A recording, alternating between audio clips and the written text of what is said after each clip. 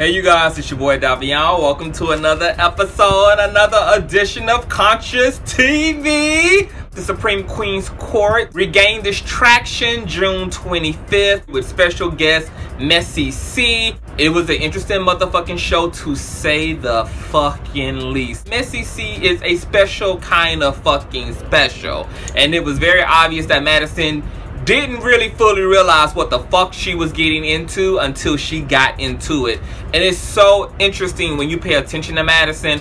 You can tell in her facial expressions when she's entered certain states of consciousness. Like, I literally detected the moment where she realized, oh bitch, it's gonna be one of those type of shows. I got one of those type of fucking guests. MessieC, he was definitely extra. He was definitely way too motherfucking much. But a lot of these people who are internet personalities, their personality is based upon being too fucking much. That's what makes them a internet sensation. They're willing to be too fucking much. So I wasn't surprised at the too much. However, it was a little distracting that MessieC could not stay his drunk ass on fucking cue.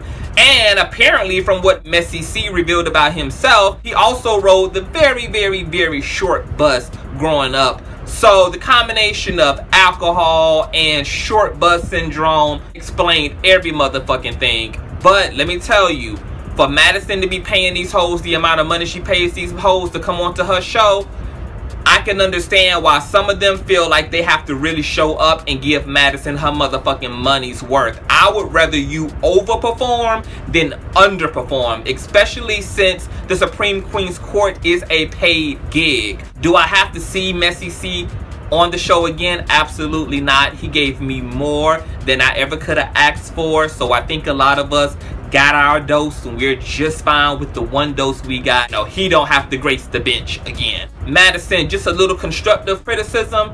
I think it would be important for you not to announce the people that you're going to have on your show, because I think it would add to your view count when you do come on, because the element of surprise is there. Also, I think you should regulate the audience's input. Like, I like that there's a live audience, but sometimes it does feel like you kind of engage the people who in the basement with y'all more than you engage the person sitting right next to you. So I would like to see your guests actually have more commentary on the things that are on the docket versus hearing the random people who are behind the camera giving their opinions and all of that.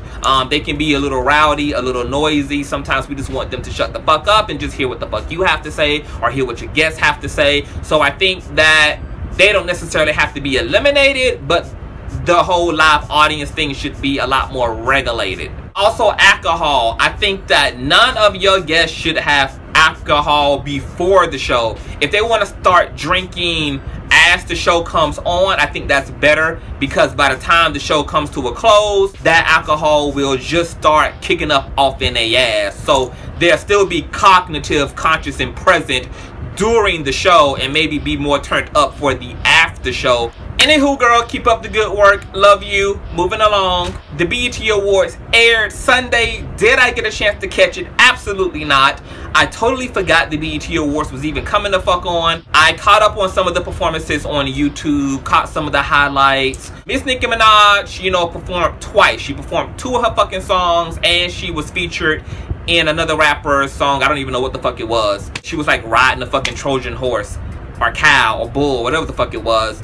But her performance for Chun-Li and whatever the fuck that other song was very fucking lackluster. To be a mid-30-year-old bitch who considers themselves a legend, you know, for you to be busting it open made no sense. Like, how you over-sexualize yourself, it just literally, like, I didn't even know where it fit in. It just seemed random. What the fuck are you doing? Like, you're the same bitch who's trying to police other women's sexuality and telling girls they don't gotta be strippers and hoes, and you ain't never had to do this and do that in order to get to where you are. But you might not have had to hit the pole, bitch, but you have certainly sold yourself, and you have totally encompassed the spirit and essence of a sex worker and of a stripper in the way that you perform your art. You are a over-sexualized person. Your Instagram, your ass, your titties, the nudity. You are the rap Kim K. Like, this is how you sell your image. And so for you to try to set yourself apart from those women who do strip and who are sex workers and who do objectify themselves, when you are the epitome of a woman who completely cater to the objectification and the over sexualization of women, is very fucking fascinating. I don't have no problem with bitches who want to objectify themselves. What I loved about Lil' Kim is that Lil' Kim owned the fact that she was sexually liberated. She owned her sexual image. She didn't try to act like an angel or try to act like it wasn't what it looked like. I'm raunchy, I'm ratchet, I'm sexual, I'm gangster, I'm street, I'm hood. Like, Lil' Kim owned it. That's what made it so iconic. But you have like this dualism, and it's like and contradictory to one another. What I realized through seeing the BET performance was that you don't have any true performance talent. What you are good at is gimmicks, and you're good at gimmicks because you don't have to have talent to have gimmick. All you have to have is eccentricness. All you have to do is be willing to create shock value. You are very over the top and colorful because you don't know how to exist and perform in the in-between spaces. If you don't go completely over the top, then you completely fall flat. So you have not really developed your ability to perform live and to perform live well. You've relied on over the topness. You've relied on kind of like people who overact. People who overact can't really fucking act. So they will take roles that are more dramatic because it's easy to be dramatic and crazy. Like, it takes no talent to just be over the top. It takes talent to act like you're not acting. You need to go spend more time in artist development. You need to develop a stage presence, and you need to figure out who you want to be at 34 between being Lauryn Hill on Twitter and then being Cardi B on stage. Moving along, Pose on FX, the ratings have been falling short, and I honestly am very surprised by this because the show is fucking good. Now, Madison talked about this on the Queen's Court, on the Supreme Queen's Court last night. She was saying how she's tired of the AIDS story. She's just sick and tired of it. To be honest, I feel like we haven't heard enough about the AIDS story. I feel like that actually is a story we need to spend more time on because the AIDS epidemic is still a very huge one in the gay community, and really unpacking that, talking about that, and also giving the people who have AIDS and HIV in this community an actual voice, telling their story, and not just telling the story of the flamboyant, fabulous gay, or telling the story of the down low nigga who's struggling with his sexuality, but continuing to talk about a situation that's still a point of contention, and still one that's taking the health of many of our LGBT brothers in this community is a really valid one. And like somebody else said, you really can't talk about the gay community in the 80s without talking about HIV. It just has to go together. I don't know if it's just that white gays don't want to see a negative representation of themselves, because Pose does confront the issue of discrimination that exists within the community and how white gays don't be checking for black gays. I don't know if it's that a lot of people just can't identify with the ballroom scene. Leomies of the community and the whip my hair back and forth bitches, I need y'all to be subscribing and tuning in to fucking Pose. I think the show is going to unpack itself and unfold in a beautiful fucking way.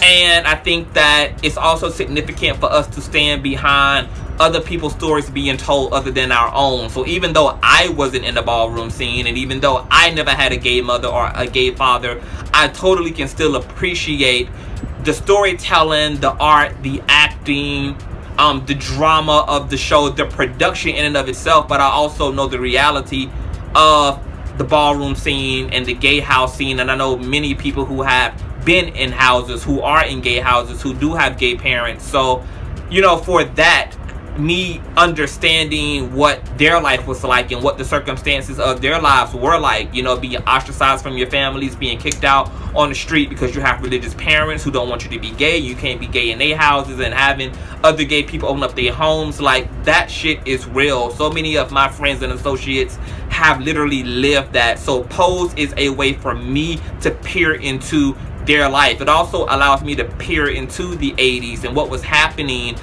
in the LGBT community when the AIDS crisis happened. So I just love it. I I personally fucking love it. For those of you who actually love it and enjoy it, like, continue to tune in, share it with your friends, share the fucking streams out, share the links out. When it come on, send out a tweet, a Facebook post, tell everybody to tune in to fucking pose. It's a great motherfucking piece of work. It's a great piece of fucking art, and let that be that.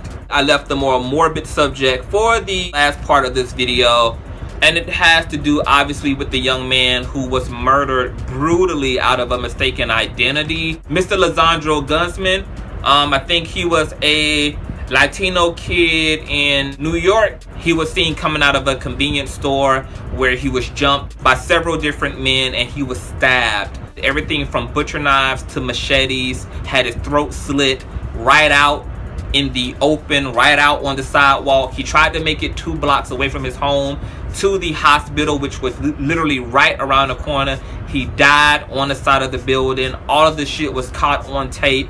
All of the suspects so far have been taken into custody. Sad, sad, sad. Yesterday I was so mad when one of my friends played the clip because it literally, I didn't want to see that.